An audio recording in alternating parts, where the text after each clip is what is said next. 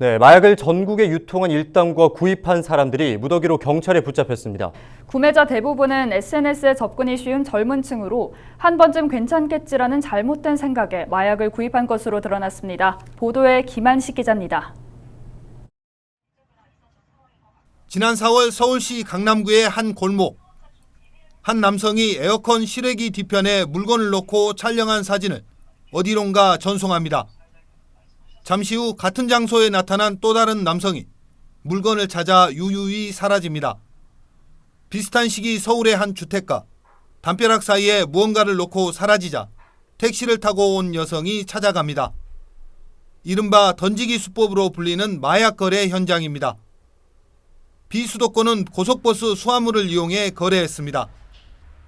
이전 은밀하게 숨어서 만나 마약을 사고 팔았다면 최근에는 대담하게 거래가 이루어지고 있습니다.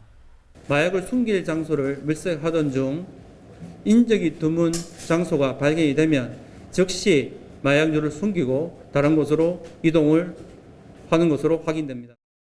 대마나 엑시터시 등 마약을 판매한 조직이 경찰에 덜미를 잡혔습니다.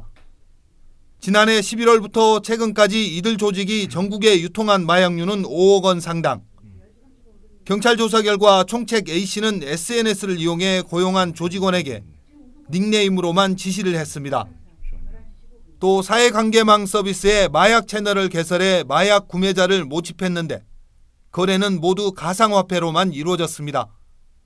이 때문에 구매자 대부분은 젊은 층인 것으로 나타났습니다. 가상자산과 소셜미디어에 쉽게 접근할 수 있는 20대, 30대들이 대부분이며 적발되지 않겠지, 그리고 호기심에 한 번쯤 투약을 해도 중독되지 않겠지, 이런 잘못된. 경찰은 이번에 적발된 조직원 B씨 등 8명 전원을 구속했습니다. 마약을 구입한 50명은 불구속 송치했습니다.